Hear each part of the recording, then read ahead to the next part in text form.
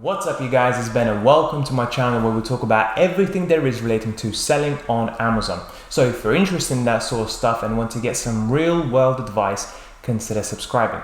For today's video, what I wanted to do is talk to you about the different ways you can use to raise money to start off your Amazon FBA business.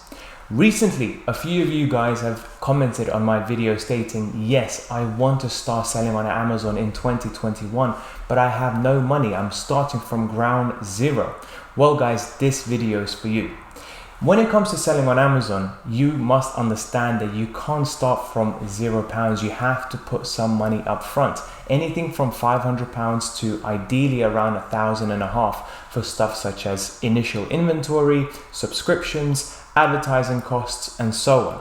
So what are the ways to raise money? I'm going to give you 3 ways to raise money, and I'm also going to talk about the 3 ways that I personally was still well clear away from. Okay, and I actually think those ways are just as important to mention, so we're going to start with them. Now, the first way that I personally think you should stay well clear away from is taking a bank loan.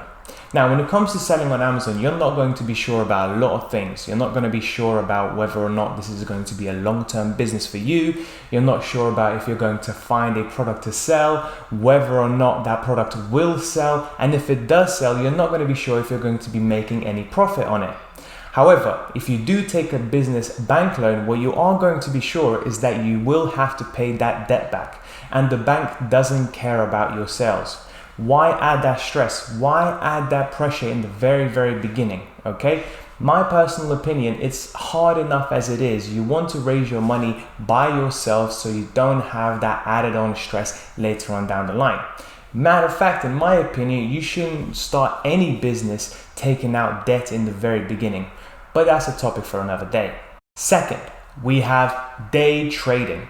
Now, you must have heard recently that Bitcoin has gone up through the roof, and various other asset classes such as commodities, currencies, shares and stocks have all gone up as well.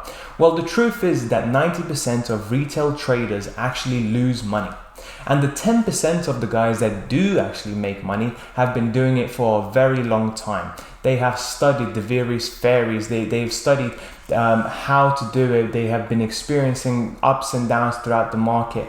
And if you guys want to do that, and if you want to learn about trading, then go ahead and do it. Why do Amazon at all? You might as well go with day trading, let's say in foreign currencies. However, if you do go that route, I must admit one thing, that it is much more difficult to learn how to day trade successfully than it is how to sell on Amazon FBA.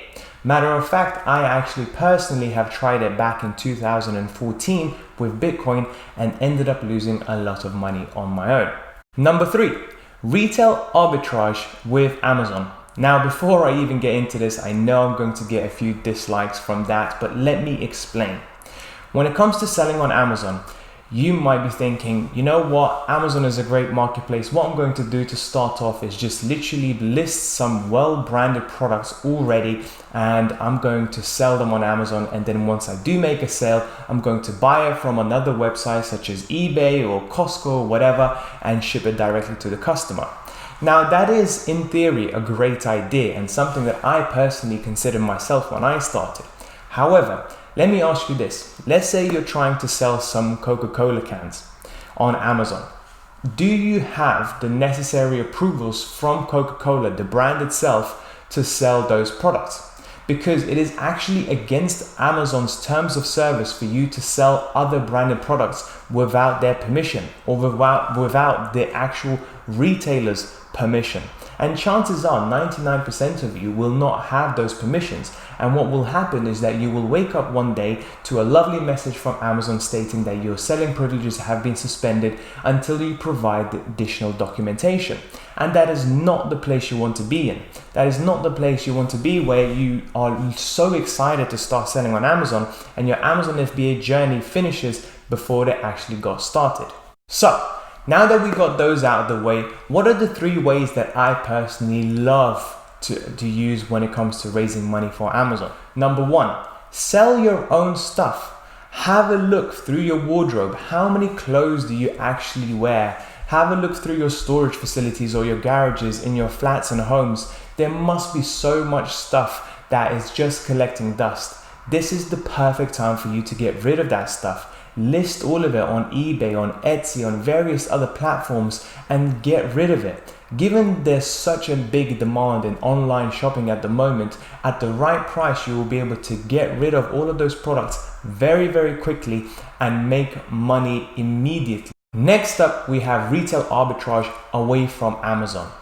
Now, it is actually a really good way for you to raise some money. However, try and do it on websites such as eBay, Etsy, Gumtree, Facebook Marketplace, Google Marketplace, and so on. Basically, what you do is you find cheap discounted products wherever on the internet and you list them all on one of those marketplaces. And when somebody places an order that you have inflated the price on with about 20 to 30%, you simply buy that product from your supplier and ship it directly to your customer, making a nice healthy profit in the process. My girlfriend recently has actually started doing some online shopping, given that there's so many shops actually closing down, and therefore they are basically giving out the clothes nearly for free with 70-80% discounts. What's stopping you from listing all of those clothes, of all of those items on websites such as eBay? All you need to do is list them, and even if you sell 5 to 10 high ticket items, clothing such as Reese or whatever, or Karen Millen, you're going to make money, and you're going to make a decent amount of money to start off your Amazon FBA business. And last but not least, we have Fiverr. Now, for you guys that don't know, Fiverr is a great website where freelance workers offer their skills for a fee. Okay, you have anything there from graphic designers to video editors to proofreaders to pretty much anything you can think of. There will be someone there to help you. Matter of fact, when I started off and I started selling on Amazon, I just wanted to see how effective it is, and therefore put some skills such as Amazon account management, Amazon suspension appeals, and so on and so forth to see if I get any traction. And within a few hours, I started getting messages left, right, and center.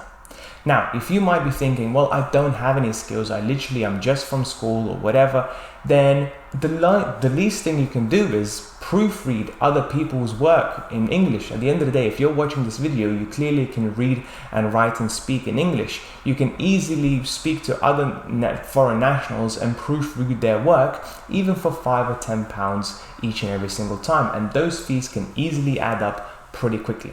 So that's pretty much it for today's video. I really hope you guys found it useful. If you did watch it till the very end, please let me know. What do you think about this new setup that I have? Do you prefer me speaking to you face to face, or do you prefer the old-fashioned kind of videos where I do a screen recording and then see my ugly mug in the right-hand corner? Anyways, thank you so much for watching, and I'll speak to you soon.